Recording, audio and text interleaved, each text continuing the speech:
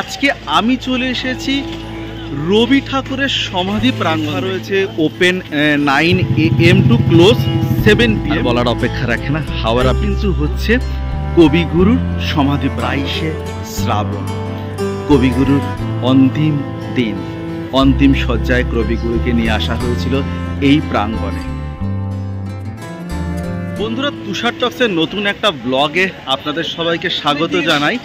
আজকে আমি চলে এসেছি রবি ঠাকুরের সমাধি প্রাঙ্গণ দেখতে। আর এটা হচ্ছে একদম ভূতনাথ মন্দির, অর্থাৎ আহিলিটোলা গঙ্গার ঘাট, যেখানে লঞ্চ যায় ওপাশে বাধাঘাটের উদ্দেশ্যে। ঠিক তার গায়ে হচ্ছে নিমতলা শ্মশান ঘাট, একদম তার পাশে হচ্ছে রবি ঠাকুরের সমাধি প্রাঙ্গণ। এই হচ্ছে বাবা ভূতনাথ মন্দির। আপনারা দেখতে পাচ্ছেন বাবা ভূতনাথ মন্দির। বাবাকে একটা প্রণাম করে, আর এই জায়গাটা কিন্তু একদম অন্যরকম, মানে এখানে প্রচুর দোকান রয়েছে, পুজোর সামগ্রী বিক্রি হয়। বাবাকে প্রণাম করে এবার প্রবেশ করব হচ্ছে রবি ঠাকুরের সমাধি প্রাঙ্গণে। এখানে কিন্তু আলাদা করে কোনো নোটিশ বোর্ড নেই, কটায় পর্যন্ত খোলা থাকে। জাস্ট গেটের কাছে লেখা রয়েছে open 9 AM to close 7 PM। কিন্তু আরেকটু মনে হয় যত্নের দরকার ছিল। এবার প্রবেশ করছি হচ্ছে সেই সমাধি প্রাঙ্গণের উদ্দেশ্যে।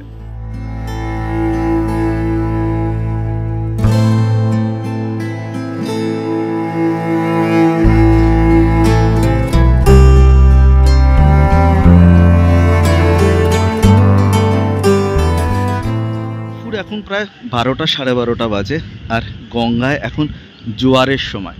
আর এই পাশে যেখানে ক্যামেরাটা আমি ফোকাস করেছি, এখানে কিন্তু বাধাঘাটের শিব মূর্তিটা রয়েছে, যেটা কিন্তু বলা হয় কলকাতার সবথেকে বড় শিব মূর্তি আর শিব মন্দির। আর এখান থেকে যদি ক্যামেরাটাকে আর একটু সরিয়ে নিই, তাহলে এ পাশে কিন্তু আর বলার অপেক্ষা রাখে না, হাওড়া ব্রিজ। পুরো ক্যামেরার স্প্যান জুড়ে রয়েছে হাওড়া ব্রিজ। আর বহু মানুষ কিন্তু এখানে বসে রয়েছে, একান্তে গল্প করছে, টাইম স্পেন্ড করছে বহু মানুষ। আর ওপাশে যে চিমনিটা দেখা যাচ্ছে, ওটা কিন্তু নিমতলা শ্মশান ঘাটের যে কাঠের যে চুল্লি, সেটা হচ্ছে এখানে। একটু গঙ্গার হাওয়া খেতে খেতে বন্ধুরা তোমাদের জায়গাটাকে পুরোপুরি দেখাই। যেহেতু এখন জোয়ার রয়েছে, জল একদম টই টই গঙ্গাতে। এখান থেকে এগিয়ে গেলে আর একটা বেশ দারুণ জিনিস আমি তোমাদের দেখাবো। এটা কিন্তু আমার নিজেরও জানা ছিল না, যে এইখানে মানে রবি ঠাকুরের যে সমাধিস্থলটা ছিল, এখানে কিন্তু পণ্ডিত ঈশ্বরচন্দ্র বিদ্যাসাগরকেও দাহ করা হয়। চলো এগিয়ে যাই, আর এক ফাঁকে দেখিয়ে দিই এইখানে কিন্তু হচ্ছে নিমতলা শ্মশান ঘাটের। বন্ধুরা আপনারা দেখতে পাবেন, এখানে কিন্তু কাঠের চুল্লিতে দাহ করা হচ্ছে মানুষকে। এই যে কালো রঙের যে ফলকটা রয়েছে, এটার সামনে আমি যাই। আমি আবারও বলবো, এটা আমার নিজেরও জানা ছিল না যে একই জায়গাতে কিন্তু পণ্ডিত ঈশ্বরচন্দ্র বিদ্যাসাগরকেও দাহ করা হয়। লেখা রয়েছে, পণ্ডিত ঈশ্বরচন্দ্র বিদ্যাসাগর গণশিক্ষা ও সমাজ সংস্কারের জনক, প্রাতঃস্মরণীয় ঈশ্বরচন্দ্র বিদ্যাসাগরের 200 জন্মবর্ষে তার সমাধিস্থলে এই স্মারক ফলকটি নির্মিত হল। পণ্ডিত ঈশ্বরচন্দ্র বিদ্যাসাগরের ফলকের ঠিক একদম উল্টো দিকে এটাই কিন্তু হচ্ছে কবিগুরুর সমাধি প্রাঙ্গণ, অর্থাৎ সমাধিস্থল। আমরা বারে বারে যখন বাগবাজার থেকে লঞ্চে ফেরি পার হয়ে হাওড়া স্টেশন গেছি, তখন কিন্তু বহুবার এটা দেখেছি, কিন্তু আজ প্রথমবার এখানে আসলাম। এখানে দেখা রয়েছে হচ্ছে কবিগুরু রবীন্দ্রনাথ ট্যাগর সমাধি মেমোরিয়াল, নিমতলা। এবার একটু কাছ থেকে জায়গাটাকে দেখাই। বাংলার আবেগ, বাঙালির ভালোবাসা, বাঙালির হৃদস্পন্দন জড়িয়ে আছে যে মানুষটার সাথে, তিনি আর কেউ নয়, আমাদের প্রাণের ঠাকুর রবি ঠাকুরের সমাধিস্থল হচ্ছে এটা। মানুষ কিন্তু তার নিজের ইতিহাস লেখে, কারণ এত সুন্দর সমাধি প্রাঙ্গণের মধ্যেও কিন্তু মানুষ নিজের নাম লিখে গেছে।